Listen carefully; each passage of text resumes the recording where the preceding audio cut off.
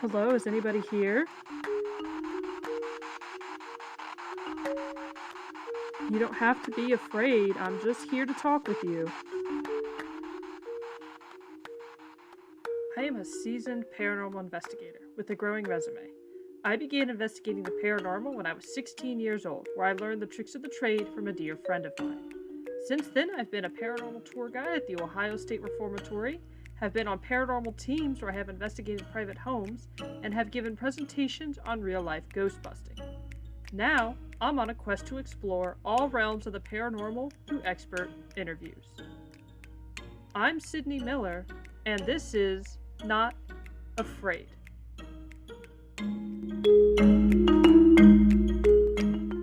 We would like to thank tonight's sponsors, the Midnight Truck Stop podcast with hosts Big T and Blue Knight. New episodes are premiering every Sunday evening at 10 p.m. Pacific time. Join them on Facebook, Instagram, or TikTok at the Midnight Truck Stop. Stop by their website and check out their merchandise coming soon. www.themidnighttruckstop.com. Many great stories of UFO sightings, Bigfoot encounters, the paranormal, and many other cryptid stories. Tonight we sit down with the voodoo priestess Bloody Mary. Bloody Mary is an 11th generation Creole whose family came to New Orleans in 1718. She is voodoo queen in New Orleans voodoo tradition, Mambao, Agwe, and Haitian voodoo, and Yaya and Palo. She is also Mamisi, a river priestess, hoodoo teacher, and swamp witch. As a true mystic, she combines her abilities as shaman, Mambao, queen, Yaya, and spiritism, psychic into all aspects of her life. Those of you that are not familiar with Bloody Mary, she's been featured on Paranormal Lockdown, BuzzFeed, Unsolved Haunted History, Ghost Adventures, and many more. Welcome to I'm Not Afraid of the Afterlife, New Orleans Voodoo. So Bloody Mary, thank you for agreeing to sit down with us tonight. Welcome to Not Afraid. So I'm familiar with Mary the First, the former Queen of England, who was nicknamed Bloody Mary because of her persecution of Protestant heretics. But I'm curious, why do you go by Bloody Mary? Where did that name come from? Well, my name is Mary. I do mirror magic in my own way and scrying and everything that the mirror is known for. I do talk about blood mysteries and things, whether it's from vampires to sacrifice to just the knowledge of the female blood, which all of you don't know because you didn't have to research it as much as me, that's what Bloody Mary is. Cycle. It's not a person. It's not a ghost in the mirror. It never was. It's an archetype.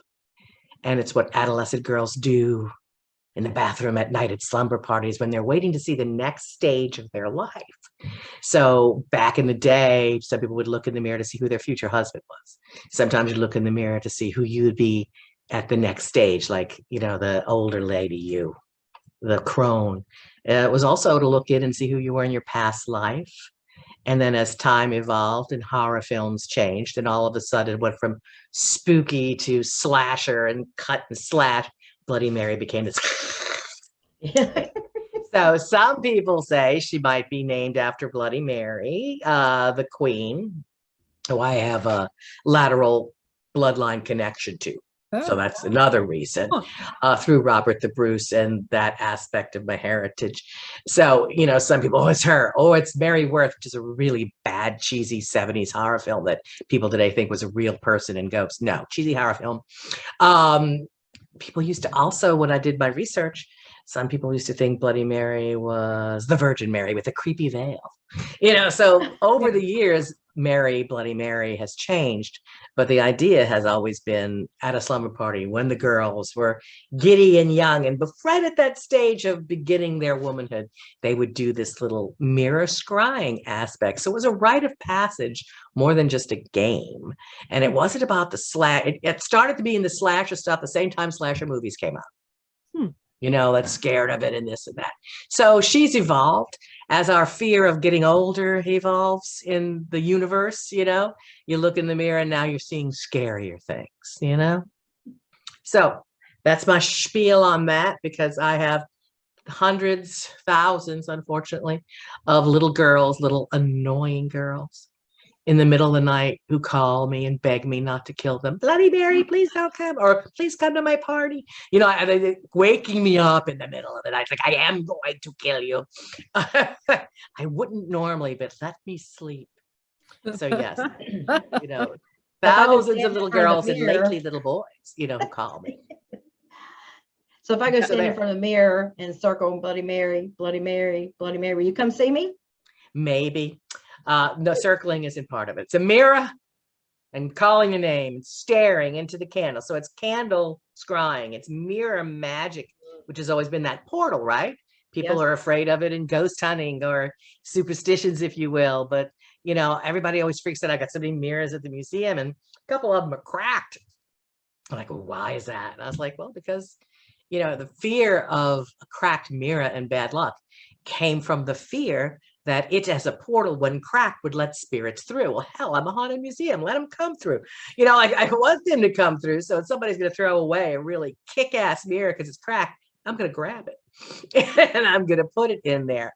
So you know how they cover the mirrors and stop the clocks when someone died because they were afraid that the spirits would get trapped in there and they would, you know, wreak havoc or haunt. I mean, mirrors have always held a certain magic. So my name being Mary, the bloodline being there, doing what I do. I've had a ghost tour company for like 30 years and a haunted museum here and there and a ghost photo gallery. It just was something that stuck or was meant to be, and it became my pen name for my books and my name for my TV shows and my priestess name. So there. Wow, that's awesome. That is really awesome. So now, when did you? And I don't drink Bloody Marys. That's a good question. That's very important. And I don't drink blood. Okay.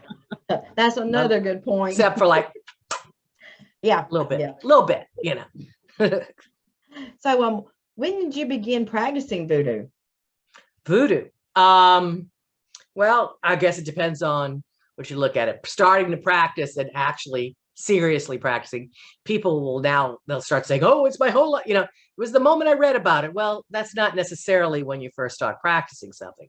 You've read a lot of ghost books long before you were paranormal investigators, right? So there was a portion of folk magic component of voodoo that grows along with the city and with the customs. So many of the things that we saw here, did here, customs, habits that your grandparents and great-grandparents may have handed down to you, had their roots in voodoo, though they may not have looked at it that way.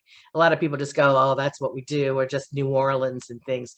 Most people don't even understand the nuances of New Orleans voodoo, don't know the difference between Haitian voodoo, New Orleans voodoo. There were only a few areas where voodoo actually landed and created its own like religion. The folk magic component, the hoodoo or the conjure, that's almost everywhere, you know, because people would practice a little bit of the folk magic component. But here, you know, because we were a Latin Catholic area, because where we are geographically, it came here early with the slave trade. And because the Catholics had more freedoms for the slaves, it was out in the public. Everybody dabbled in an aspect of it, and it was kind of multicultural. And it grew along side by side with the colony. So it's ingrained in customs, in foods, in music, in the very essence of jazz and blues, you know? So in that way, I'm practicing my whole life. As far as the spirits are concerned, spirits have come to me since I was a kid. And by the time I was 11 or 12, I guess, I start seeing things evolve. It's like that same time you go to the mirror and call on Bloody Mary. It could be my fault. You know, like things are evolving as you're turning into an adolescent, right? Things are changing in your body and your spirit. So let's say the spirits weren't as pleasant. They weren't mean, but, you know, things were changing. I had to do more research. So I started researching voodoo more than I start talking to people. I'm always, why? So I question people. So in that way, I would get advice on how to handle with this, how to do that. So started little bit by little then. So it was always very spiritual, though I didn't put out my placard to say voodoo because I'm like a spiritualist at heart. But I did voodoo and hoodoo probably since the time I was around a teen. There was a couple of witchcraft shops here. There was voodoo dolls all over the place. There was things I'd find in the graveyards like, what is this? And ghosts in general that I would research. And I found that what made sense on the explanation was sometimes more found in voodoo than anything else. So I kept meeting elders and people and, you know, slowly but surely researching, because I'm a researchaholic, all this and trying to understand the roots. So almost, you know, since I was a teen, but officially, I guess when I started saying it more, would probably be about 35 years ago. Oh, okay. So I wasn't sure if it was like handed down through generation, like where your family, or it's just something No, you my started mother was a doing? nun before she married my dad. Oh, Though my great-great-grandmother seemed to do a form of what they call plantation magic at the time, or even New Orleans Catholic, because there was a little bit of each. And we had family people that would have to do with seances and readings and psychic aspects, as well as some of the folk components. As far as being a, you know, a voodoo queen like me and an actual priestess where I, you know, do the rituals and marry you and baptize you and cleanse you, you know, there wasn't that in the family that was handed down. My sister also practices voodoo. So it would have, my grandma made voodoo dolls. My mother did not. My great grandmother, I don't know that much about her. I knew about the great great. She lived across the street from Marie Laveau. So my grandmother was born there. So my great grandmother, my grandmother, and my great great grandmother lived in a cottage, building on St. Anne, right across the street from Marie Laveau. At that point, would have been her last remaining daughter, Philomene, Marie mhm. Philomene Glapion Laveau. They would have known that, but the great great might have known the mom too. Wow. So everything here was very integrated, especially before, you know, before the turn of the 20th century. That's what people don't understand. To look at things with presentism of now is not what was going on in New Orleans. We had a lot of mixed blood liaisons. Women, black and white, were together quite frequently, even in the rituals and such. So all of this did blend to most people, especially the women. What people don't realize, because most people don't bother to research the difference between New Orleans voodoo and other things, is that it was the most matriarchal area out of all areas where voodoo landed. Second in line would be Brazil. That the queen, the mamele, the priestess, was more of the spiritual leader. I believe that was here also because of the timing that was perfectly combined with the women's movement, with the spiritualist movement, and everything that was going on here at the time. So it was very matriarchal, which means it did develop differently with that aspect, you know, of a more female, motherly, you know, aspect to it. It also grew side by side with the colony, as opposed to, let's say, Haitian voodoo, where it grew through revolution. You know, like it emerged more through revolution. It was hidden before that and then came out after. This was the other way around. It was out, and maybe went a little bit underground, let's say around the 1930s, 40s, and back up again on the 60s and 70s. So it's a different way of developing. But some of the main tribes that, let's say, went to Haiti, went to other areas, came from the same areas of Africa directly here, not with a little stop off. And then we had a lot of influence from Cuba as well, because we were under the Cuban Archdiocese, because we are the gateway to the Caribbean here and where we are geographically, and we're a displaced European colony. And so we have a Latin Catholic influence, French, then Spain, then France again, and then America, right? So we have all those different tribes of African slaves went mainly to different areas. That's how it was set up. And basically would develop according to the needs of the place where it landed. New Orleans had a little more freedom. New Orleans was a Catholic area. Catholics had more freedoms for the slaves. Slavery is always oppression, but it was not the same everywhere. For instance, we had the richest and the most educated free people of color class in the country in New Orleans. It was a mercantile class that owned property and businesses, like Marie Laveau and her father, and she was married to a white man. So there was a lot of mixed blood things going on here. So, and it was the same with everything. You mixed your musics, you added the European sounds with the African beats, with the Native American Indian, you mixed your magics. You had a little European folk magic in there. You had a little Native American Indian shamanism in there. You had the African shamanism in there, and you used what worked. This was a tough area. Highest mortality rate in North America, death everywhere that you turned. You had to depend on each other, even if you didn't agree. So you have a mixture of all those things blending in, which became more modern hoodoo. And then voodoo was the spirits that is the dance religion. It's a dance religion and a musical religion. Seance, like you're calling in the spirits to dance with you, to speak to them direct. So I know I just gave you way too much information, but there will be a test on this later. So it will be Okay. you'll learn it no I'm matter what. taking notes, and I forgot to get my Yes. notepad out. Well, you got it on, you've recorded this, so you're okay. Yes. So yeah, very- New Orleans voodoo is very unique. I've devoted the last, 30 plus years on intense study with it, besides what I just gathered from talking to a lot of old people. My family's been here for 300 years. Okay, so like Wow. the same founding came at the very beginning at 1718. So, you get some stories handed down, you get customs handed down. One of the things I find is people don't realize the source of their customs, because I ask grandma one thing and grandpa another thing, and you get 3 different answers, so I had to keep finding why and ask more and more. And a lot of those answers are in voodoo, and they're part of New Orleans. It grew together. Catholics weren't against dancing or music. That's why it grew more and landed more in Catholic areas, because they didn't allow dancing or congregation in American areas. The Catholics had their own thing, and it's a dance religion, a musical religion. So you'll have not only a music that grows, but dances that grow, and a voodoo. So you got, Haiti, Brazil, Cuba, New Orleans, Africa are the main hubs of different styles of voodoo. Wow. Didn't realize there were so many. Well, just like there's tons of different forms of Christianity. Yeah, I do agree. And as one went, they schismed, and then there's some secret societies. So, I'm a voodoo queen in New Orleans voodoo, which was apprenticeship and handing down the reins from a previous queen, with a baptism that I still do in the rivers on June 23rd. And then I'm Mambo Asagwe, which is the high-level priestess in Haitian voodoo. I'm also Yaya Nakisi Malongo in Congo, in Palo in Congo, and I'm a hoodoo priestess, as well as I study and teach the art of Qigong, which is a Tibetan healing aspect. I'm a Mama Isi, a priestess of the river, and it's like getting different degrees. You continue your research, and you initiations and meeting the spirits, and spirits urging you to continue your growth.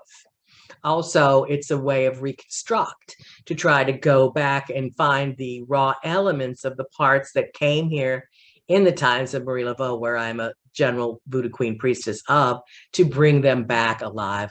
Something's haunted going on over there with the lights. I can't see what it is. Hello, spirits want to come in? So this is my home voodoo temple, with Allison, the center post, in the center. The Rada spirit altars over there, the ancestral altar back there where the mirror is, and then some New Orleans and other stuff around the room, surrounding, and the Congo there. So here's a little quick 3D thing. I think it's awesome. I know I saw the episode where you had, what was it, Ghost Adventures, to come in and investigate your home. Ghost Adventures was here. BuzzFeed Unsolved was a real popular one that people see my voodoo stuff on. But I've been doing this longer than most people. So I've been on these shows for a good 27 years before there were Ghost Adventures and those types, So you'll see me and this house and its evolution over pushing 1,000 different TV shows. Yeah. So Wow. That's impressive. So when people come to New Orleans, they want to know about voodoo. They want to know about ghosts. Sure. They want to know about music. They want to know about cemeteries. They want to know about whatever it is. They'll want it when they come to town. They'll take a little piece of everything else to put it in the show. So I might just have a couple of pop-ups for that, but you'll see this house and me, and because everybody's intrigued about the mysticism of New Orleans and the ghosts. I do what I call voodoo paranormal. It's a mixture of old school and new school. So I might open the gate ceremonial. I give offerings to the spirits. I sing, because you sing your prayers in voodoo. I might sing to them, give them different things. I'll also blend that in with some paranormal equipment as well. So I call it voodoo paranormal, and it's a way to honor the spirits and not treat them like a bloody experiment.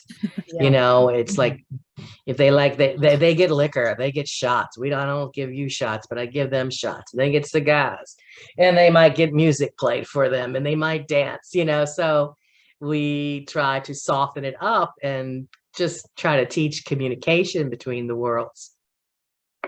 And I'm always preaching fear is a 4-letter word. So yes, no fear. Fear is going to attract the wrong things that you want. You know, you want to be able to communicate and open communication between the worlds more clearly. That's That's very interesting. good I've never advice. heard of people trying to combine voodoo and paranormal. I mean, it's related though, so I guess it makes sense. But that's an interesting. Well, as a kid, I've been doing this longer than most people. So, I mean, I started calling it voodoo paranormal a little over 23 years ago, I guess, 23 years ago. But that's what it is, because the older religions believe in communicating with the spirits. They have more methods down than paranormal investigators aren't priests. They act like they are sometimes, and they think they're crossing spirits and things, but they're not trained priests. So voodoo has a megaton of ways of protection, of bringing spirits back, of opening gates, closing gates, exorcisms, all of those types of things that you may or may not need in the process. So to mix the calling the spirits organically and personally through the methods of voodoo, supplemented by electronic devices for the people who only understand the modern version of it. You know, together that would be voodoo paranormal. Interesting. That's awesome. So can anybody practice New Orleans voodoo if I just decided that one day? You know, that's a big debate in the world right now. Everybody's trying to frickin' segregate everything out. When everybody fought forever not to segregate, all of a sudden now they want to say, oh, it's just this, it's just that, it's just that. Every type of voodoo has every type of person in it. Okay. I don't care what anyone says.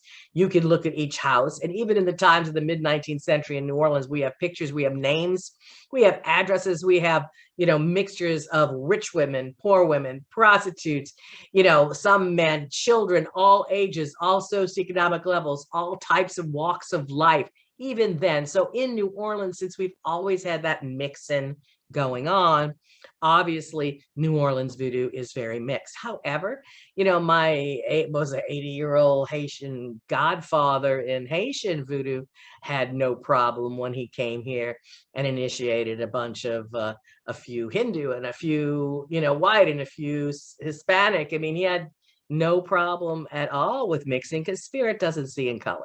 Of course, they'll jump on you and say, oh, that's a very, you know, white thing to say. It's like, no, it's not. It's a spiritual thing to say. You know, just because you are one color or from one area doesn't mean that you're going to be an automatic, so it means we're automatically voodoo. No, it doesn't. In fact, most of the people that I knew when I started doing this 30 years ago were in great denial that their culture would have anything to do with voodoo because they were told that it was evil. And I've been taken up for the culture of not being evil, that voodoo is just an earlier and older religion that is very, you know, connected to the earth, caring about the earth and the community and the ancestors. You know, the ancestors are very important, and we should all have more respect like that. Now, that's theory. All religions are good in theory. All religions have people that are criminals in them. You know, you try not to get near them, but it happens, right? I mean, you go take a survey of who's in jail right now and what religion you have, and it's not the number one is not going to be voodoo. You know, it's definitely not even going to be on the list there. So, you know, it's humans have their own poor choices. Hollywood exploits the facts that, you know, voodoo was a downtrodden religion and makes it even more evil because the big guys always do that.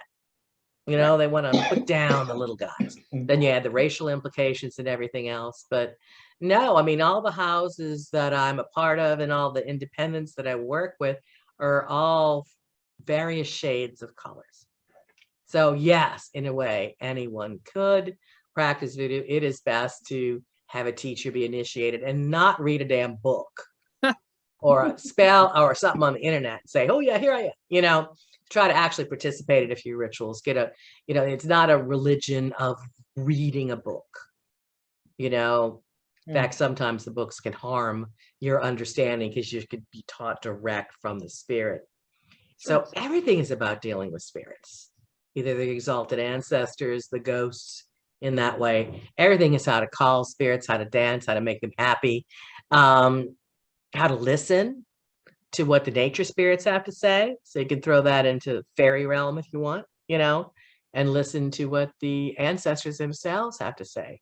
They're there to help you, maybe trip you up if you need it. They're there to guide us, and we are to guide the future generations into existence too. So yes, I absolutely would go back to the old ways to ask and trust what those beliefs are with connecting with the spirit world more than, like a modern new gizmo that's dependent on batteries. You're your best paranormal instrument. And you don't need batteries, or you're not supposed to. You personally don't need batteries. There's my dog. I have 2 ghost dogs, 2 ghost cats, a ghost snake, as far as the animal kingdom is concerned in my house. And if you listen to Nick on that Ghost Adventure show, who just did a follow-up, by the way, in here last April, I will also have a ghost wild boar, but I haven't run into the wild boar. I've run into the dogs. I got a lot of animals here after Katrina that found their way in. So there's at least one guy here that wasn't here before. And then my own dog who joined, unfortunately, recently. And then my cat and my snake. I was surprised on the snake. I didn't expect the snake. Oh, wow. But we've been doing ghost hunts in my house, small VIP groups for I don't know how long, 15, 20 years. They come here, and different people have picked up on. We've seen like the snake in the shape of a snake in little electromagnetic energy form around them, and the guy felt something, tingling, tugging on his neck, and then he said, "Is there a Danny here?" I'm like, "I don't have a Danny." I'm like, "Oh, Donnie, that's my snake." So yeah, we have animals, and we have humans too. We have some humans. I also do a little bit of fun with the ones in between, some cryptids. So we got the Loup-Garou and the Rougarou, which is our werewolves out in the swamps or the by the bayous, and a few other kind of cryptids, mermaid here, this over there. So yeah, we're full of all of that. What about your areas? Do you do a lot of exploring in the nature, or you just do it in house? I actually started in cemeteries because I wasn't legally allowed to ghost hunt yet. So when I was 16, there's no legal limit. There is a lot of places won't let you investigate till you're 18. Yeah, but it's not legally. That's just what they said. Yeah, no, but there's no law about it. Being that I was a young mother when I started doing this more full time and dragged my child with me, I have always had children on my ghost hunts, in the cemeteries, in the houses, absolutely everywhere I go. I do not dumb it down for them. And when they're little bitty, I call them ghost bait. Because just like people run to a baby in the mall and go, "Look how pretty." That's funny. So do the spirits. They love the young energy, the innocent energy. So you just photograph around babies and you get a lot. So I think I was good for not blocking the young people. I did ghost hunts at 12, 13, going into some abandoned buildings here and going out to the parks where the monsters were. I mean, I did them. Why not? But anyway, so yeah, it was not illegal. Yeah, it's they're stuffy people. Super strict around here for some reason. But yeah, before I could go into those places, I did some cemeteries and whatever. We would go on a car and sit outside a haunted building, and surprisingly get some activity actually without ever entering the doors and or stepping on the ground. So I've done some of that, but then mostly the different notoriously haunted buildings that were in right.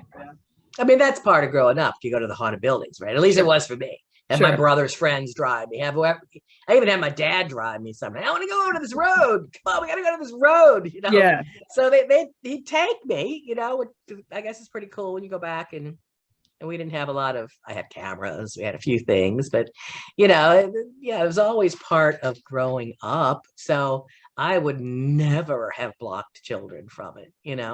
However, I wouldn't let them come on their own.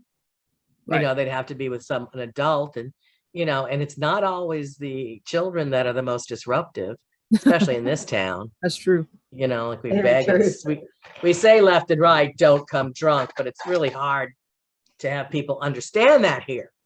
That drinking doesn't go with everything, especially ghost hunts. It could be a lot heavier on you, if you're drunk, plus you're in the dark a lot, Right. Mhm.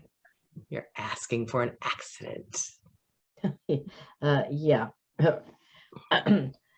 So now in episode 4, we spoke with a Haitian voodoo So what priest. happened is people think that the slaves went to Haiti and then Haiti came here and then that brought that. And he's going with the assumption that it's more, Congo from Cuba and other areas. It's a little bit of all of it. But the very first grouping of slaves that came here in the early 1700s were the same exact grouping that went to Haiti. Why?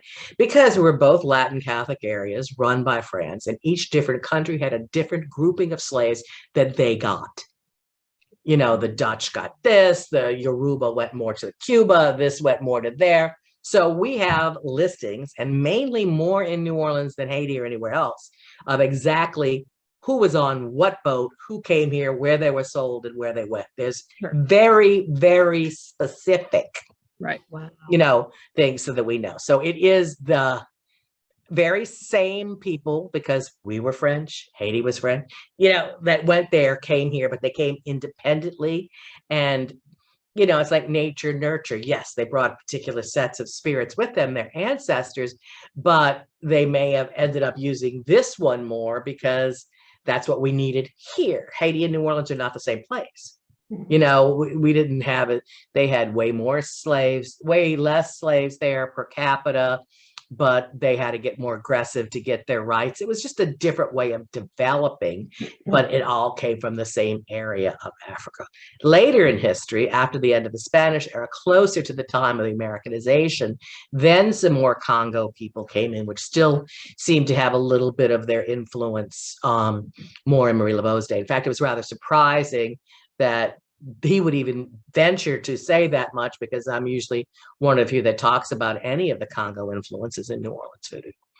But what else did he say? I think he said you didn't have to be initiated. Well, that's not necessarily correct either. It's a different type of initiation.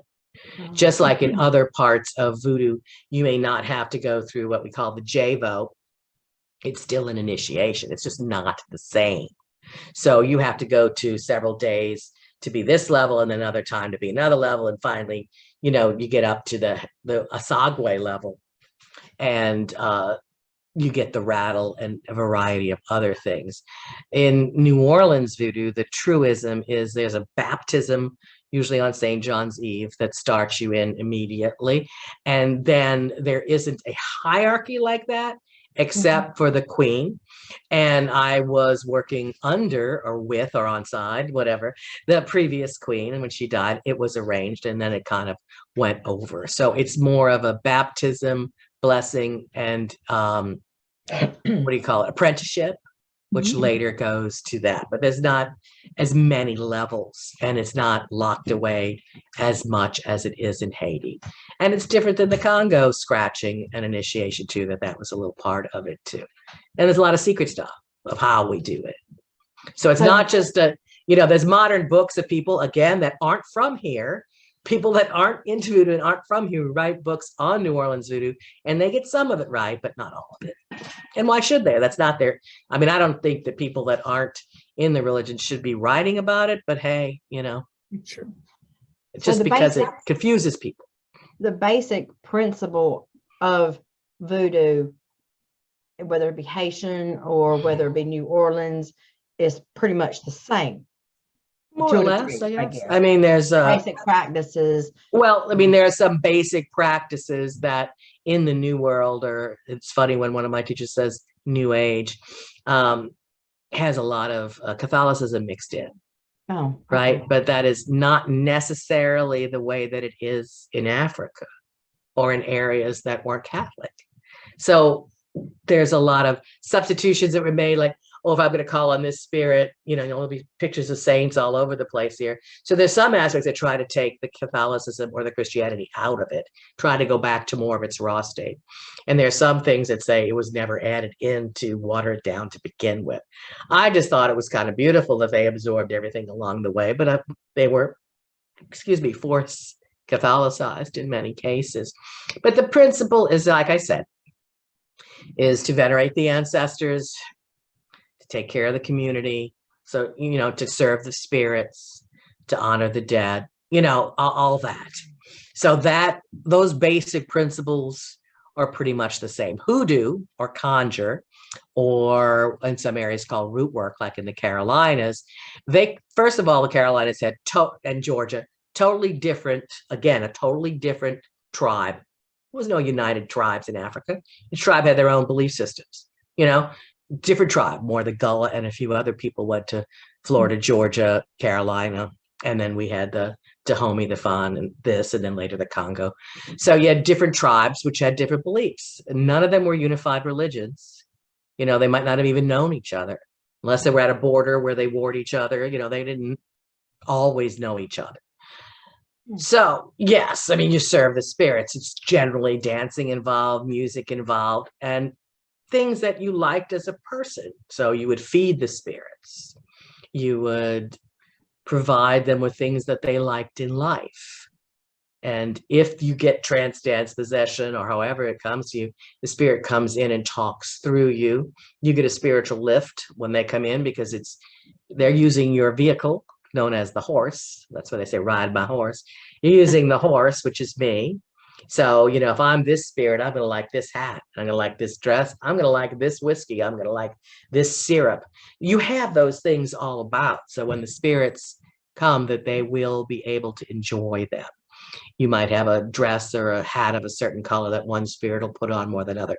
You might have a chicken waiting there for him to eat, and a couple of cigars and some matches so he can smoke a lot. So basically the religion is serving the spirits. The practice, the hoodoo or the conjure, is you getting a new job and you getting that new car and you making sure your neighbor doesn't abuse your child, and different folk magic components that you're physically doing. Comparing that to most magics, you've got them saying high magic and low magic. That does not mean good or bad. High magic is ceremonial, going to the corners, addressing, giving candles, like your methods: get up, sit down, kneel, spin, right? Mm-hmm. And so that's high magic, because it's ceremonial. Okay. Turn to the left, turn to the right, up and down, genuflect. The other is low magic, is folk magic. I'm going to go get some rosemary over there, and I'm going to mix it in with, some rock I got over here. And I'm going to use, the hair of a dog, no pun intended, over here to add it in. So I might use the magic of the animals. I might carry my chicken feet to, draw things closer to me. So I might use animal parts. I might use herbs. I might use stones, bones, different things. And we use the magnetic power of those things to change our lives. So that would be the folk magic component. Stuff. So like witchcraft versus Wiccan. Wiccan is ceremonial, a modern religion, trying to honor some of the goddess and aspects, but it's a ceremonial thing that you do. You open and you close and you go here and there and you're in a circle and you sing. And witchcraft, you don't have to be initiated. You would pick up the herbs and you learn a few spells or things that you do.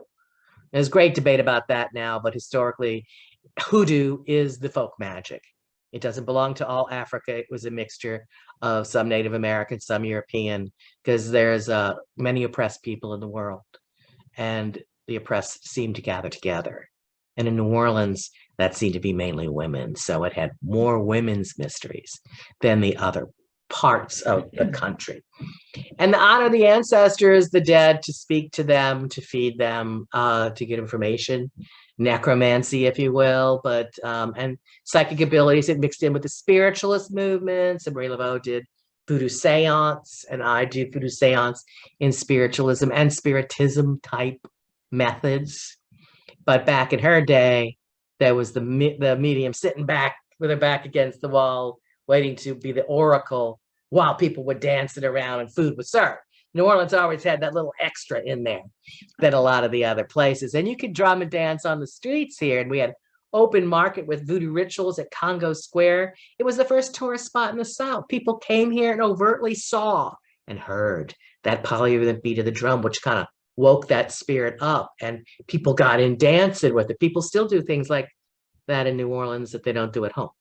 It's something about the way that it worked here, the rhythm of the spirit of place, mixing in with the dancing and the drumming just worked. And we will forever be known as the New World Voodoo Center, which makes a hell of a lot of people jealous, historically jealous from reasons in the past. And, either they want to come here and tap in on that power and become famous, or they want to just put us down because they can't start that way to begin with. Just like we were always opening and embracing the spirits here. So before everybody got to be so known for their ghost stories, people would come here as one of the most haunted places because we embraced our stories and wrote them down since the 1700s. It's always been something that people were aware of here, and that put in a splash of this in the history books and a splash of that, and listened.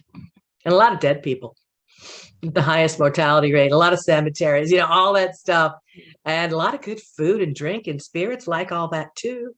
We're a port town, we're a portal, and we're a water town. There's underground rivers all around us. We are all of those reasons. So we're haunted and we're very voodoo. So when people have some sort of thing going on in the home, they might call in a ghost hunter, or some people might call up and want to talk to a loved one, or they want to communicate with the other side and they'll call a psychic or a medium. From a voodoo perspective, how does that work? Do people call you up and ask for favors? Is it something you just practice in private? How does that work? No. I'm also a business. I have a haunted museum. I have a shop, a full metaphysical shop. I have always had something somewhere in different phases. I used to have a haunted section behind the Voodoo Museum pre-Katrina.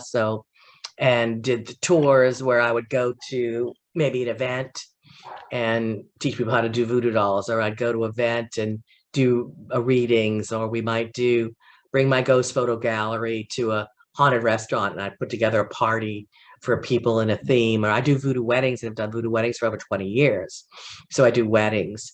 But I might have a, seance we do for the wedding party, or I might have a reader that I sent, extra readers that I give to the parties so that they have something done there.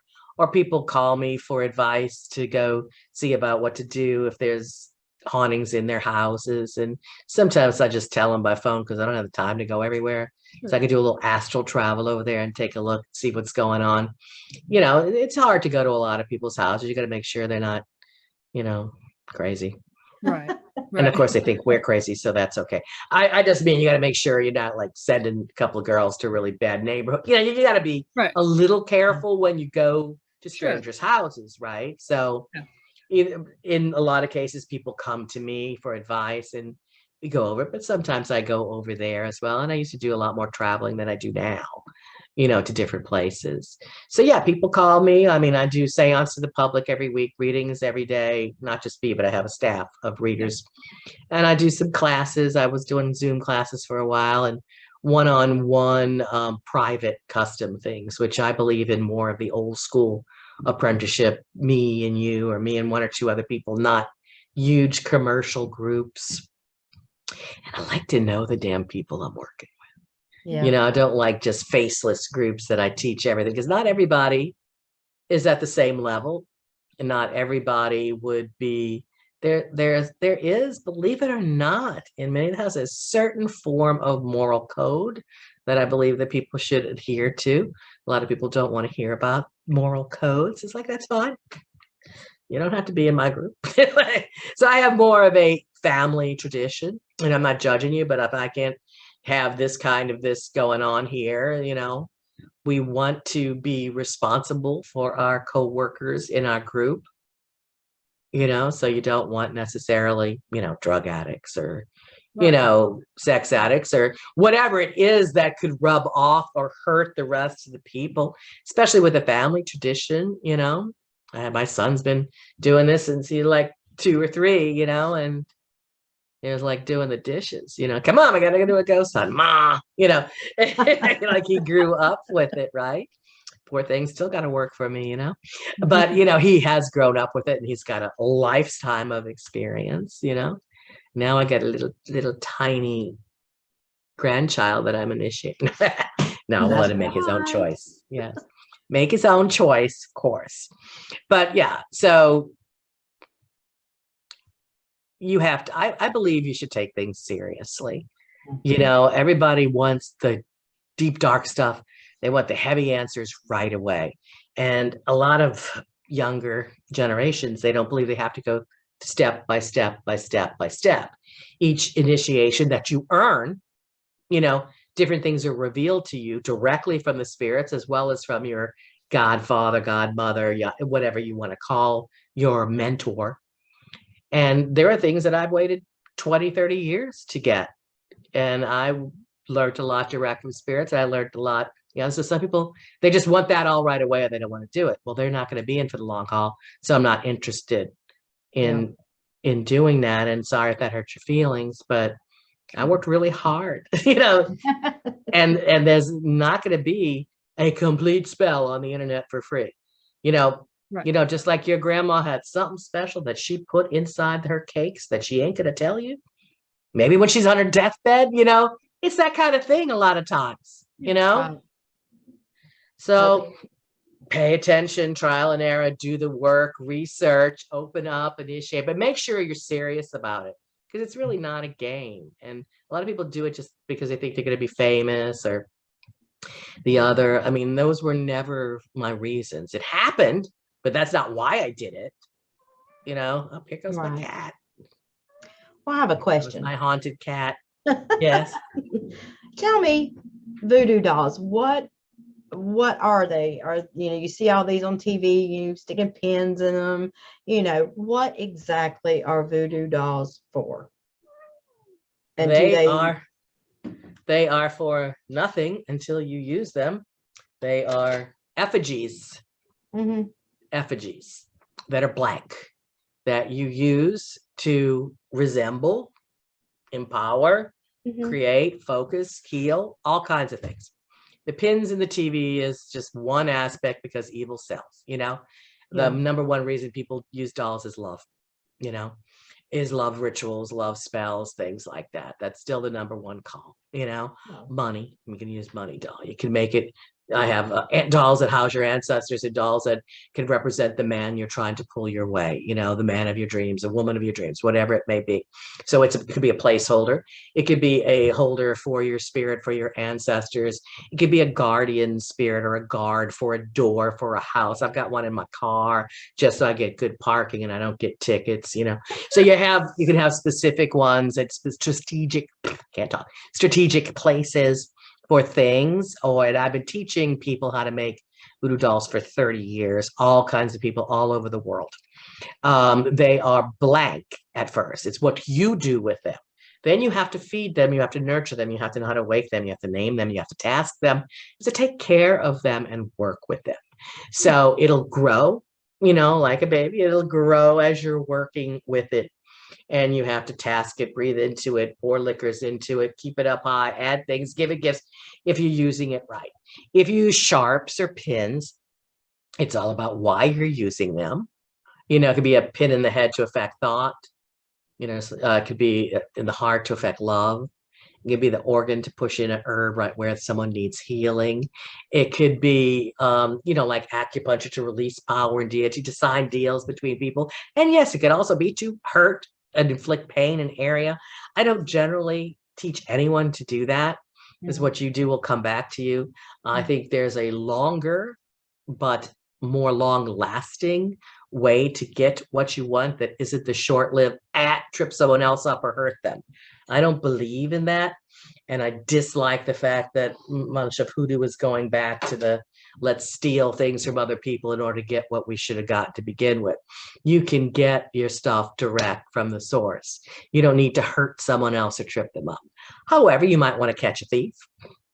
You know, you might want to know how to do some dark stuff to bind a child molester. I have done that. You know, don't say you never want to do certain things until the situation comes to you. So you want to bind somebody, keep their hands off that child. You know, you want to catch a murderer who hurt your, you know, there are things that you might do, and a doll could represent that person until you catch them. You could, you know, put that doll in a jail. You could bring that doll to a graveyard. You know, you're trying to catch a thief. So you don't know the person who did it. I mean, the murderer, you know, but you know who they killed and you know the incident. And there's certain things you can build together in that doll to be the magnet to bring that person to justice. So there are 3,000 million ways to use a doll. It depends on you. Wooden effigies were more popular in Africa itself, but here they use the magic of the Spanish moss that the Native American Indians taught the Africans, where they had to be taught everything new of fauna and flora here when they got here. So I make the old tradition moss dolls, which is like a nest of what you're trying to do. So I make all different kinds, but I had many different trainers from old New Orleans way. And it's not just, you know, everybody thinks, so you make a doll, make it look like a voodoo doll. It's a voodoo doll. Absolutely not. There are some secrets, which I'm not telling you here, but there are some secrets that include from the very beginning when you're collecting the moss and feeding the trees and asking permission and opening the way. You know, there's some early parts and then there's some latter parts. And there's the decor and then how you use it after. So not everybody that just makes a doll can say it's officially a voodoo doll. And unfortunately, about 80% of the ones in New Orleans and online are made in China. You know, they're not the voodoo dolls. But dolls are in every culture in the world. They only known to you as voodoo dolls because of Hollywood. Yeah. You know, but people have used effigies for various means forever. And so dolls are definitely part of that. I think right now, the number one fun thing in witchcraft or something is jars, you know, jar spells. They'll throw a bunch of stuff in jars and think, oh yeah, there it is, a jar. It's like, first of all, that's a bunch of bunk. But you don't just throw stuff in and there you go. I mean, you got to blend, you got to talk, you got to wake, you got to nurture. So older school would have been the voodoo doll. Older school might have been your gree-gree bag, which is a spirit pouch that you carry, and the doll that's on your altar. And, you know, there's bottle spells and, you know, jar spells, Pwan or gree-gree as we call them. There's lots of different ways, but the doll is the old standby. And it's, even though there are people that do bad things with dolls, that's not generally what we teach. Everybody wants that whole bad boy thing, and I'm going to hurt you with this. Dark stuff is easy to do. You know why? Because we get angry. Yeah. We get angry when we want something to focus and take it out on. That might do a temporary fix to the situation, but it probably won't be giving you what you really need in the long run, you know, which is a right relationship and the rightful meaning job. And, you know, you want to just, sometimes people just desperately want revenge / justice. And in some cases it's needed. In some cases, you just got to walk away and put your power into getting what you deserve and what you need instead of giving your power over to the other woman or the person who got the job instead of you.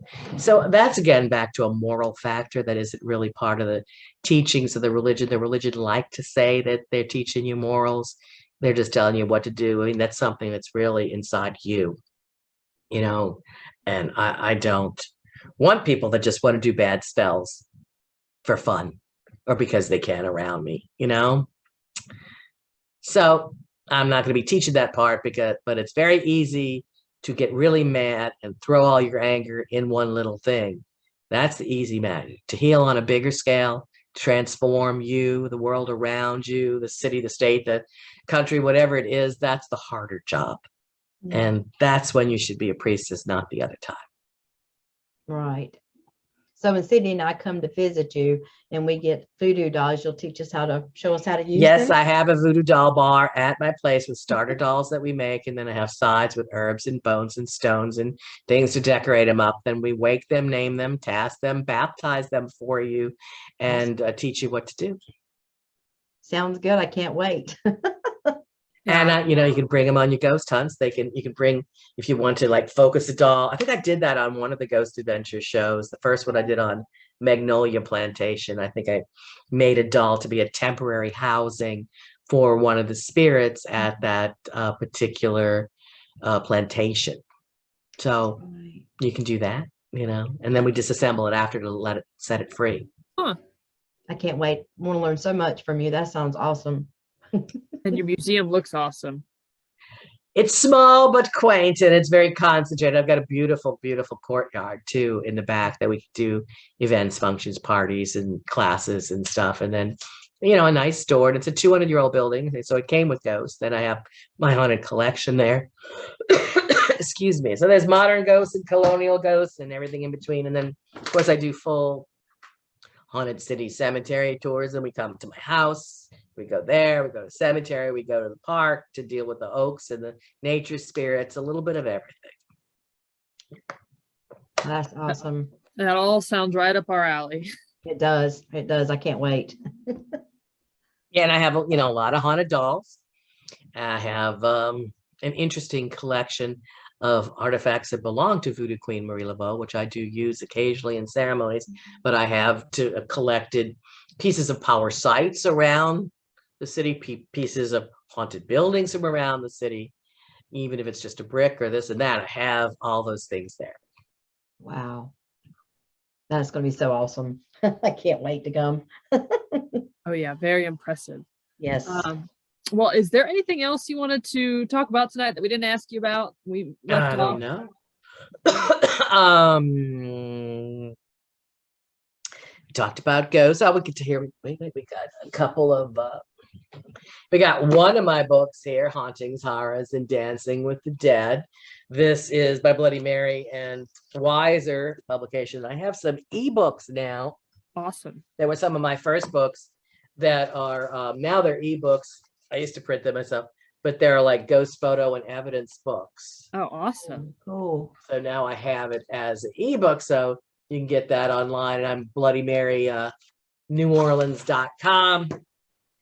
And you can shop. I have a few things to sale on. They have a little Etsy store too, and lots of tours and lots of different things that everyone is welcome to come to understand more. And yeah, definitely have to do a ghost hunt with us. Mm-hmm. Absolutely.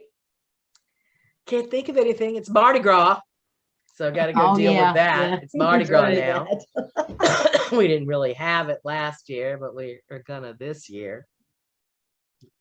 Do you by You don't have any chance- questions?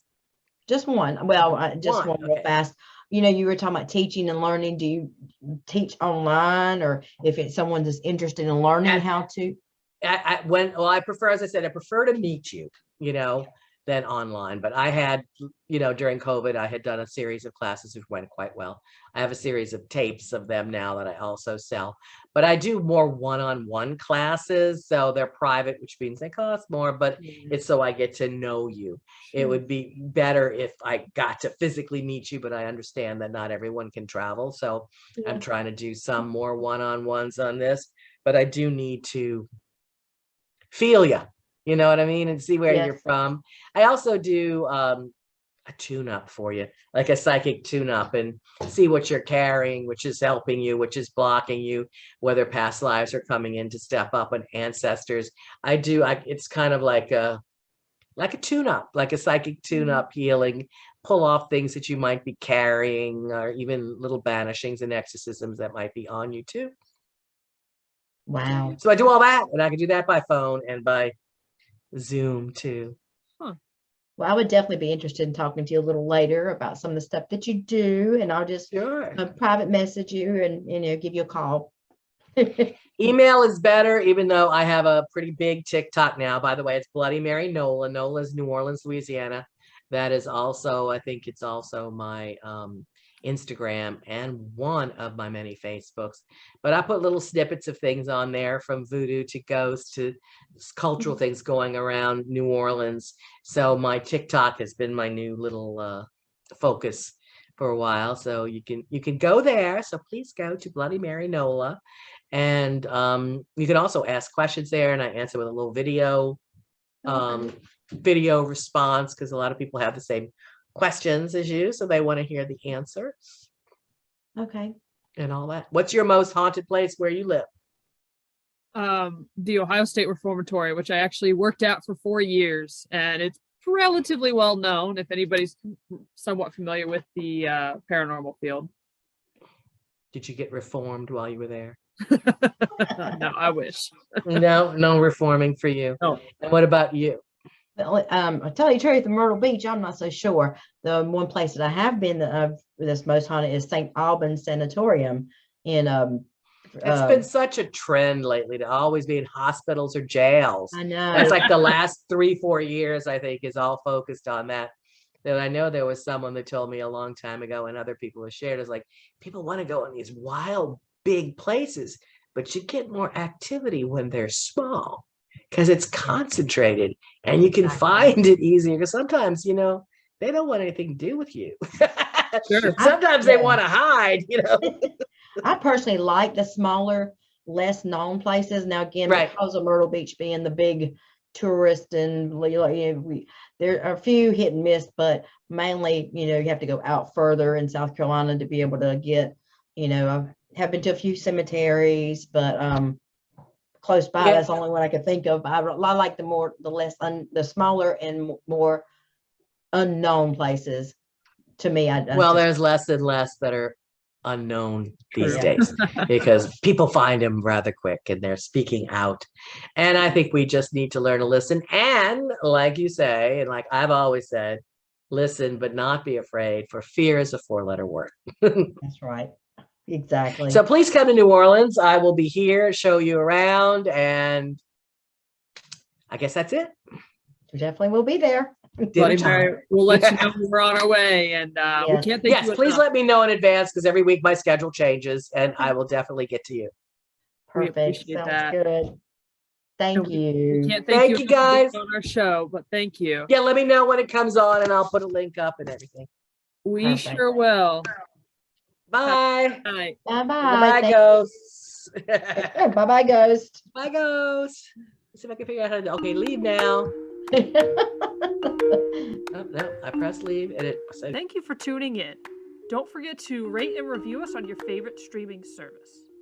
I'm Sydney Miller, and this was Not Afraid.